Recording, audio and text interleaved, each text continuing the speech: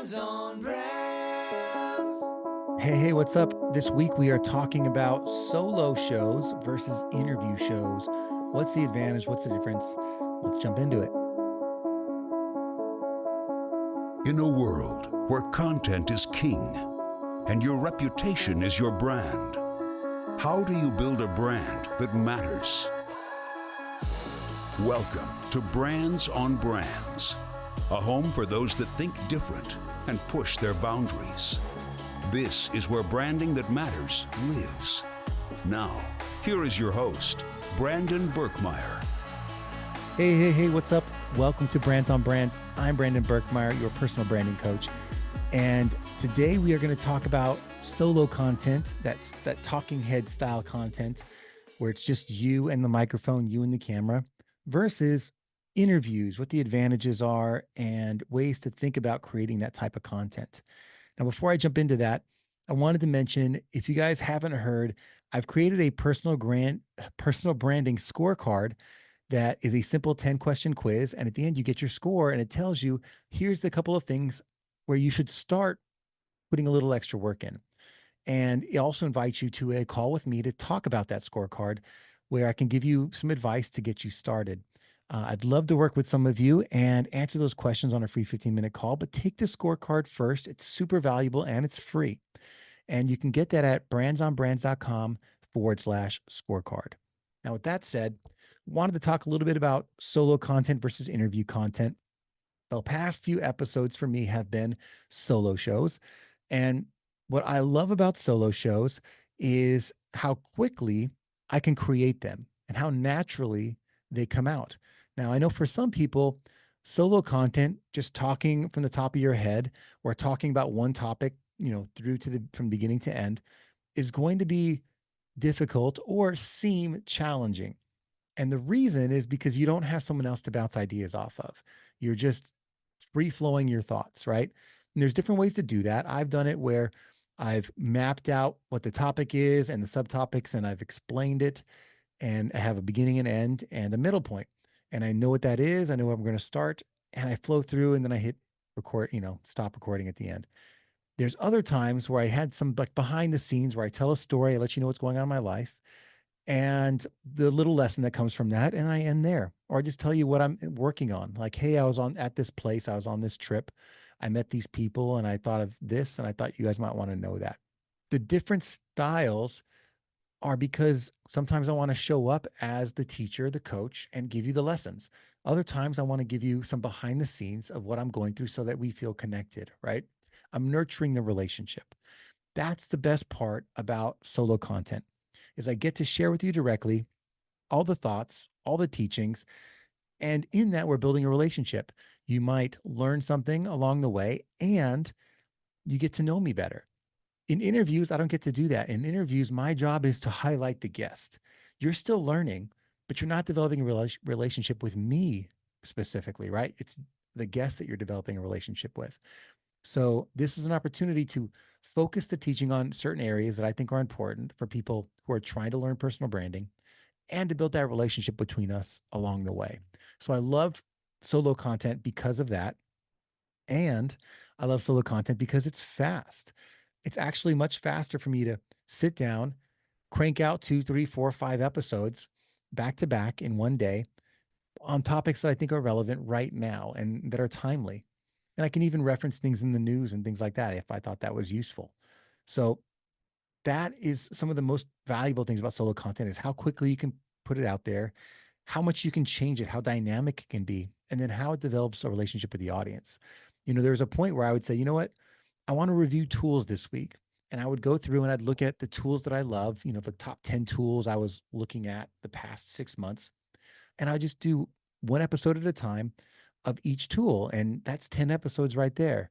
Or I'd be reviewing the books that I had read that year. And that's 10 episodes of book reviews or 10 episodes of talking about what I learned from different influencers and what they were doing. There's so many different formats for it that solo content for a lot of people is going to be the easiest, fastest way to get some content created so you can fill your queue and start creating on a regular basis and sticking to a schedule. I've been guilty of, missing episodes or delaying it or changing my schedule. And that's because when I get focused on a project like writing this book that had really sucked me in, sometimes I just end up running out of the energy to do both things. And I say, you know what, I'm going to give myself some grace. I'm going to take a few weeks off, or I'm going to slow the podcast down to being every 2 weeks or something like that. Or maybe I'll rerun some old episodes. The goal being not to disappear for months at a time, but to have something still relevant for the audience. But these solo shows, as you get energy, sometimes it comes in spurts. And when you have that energy, it's great to get 2, 3, 4, 5 episodes out so that you can fill that queue and keep your audience moving forward with some interesting content.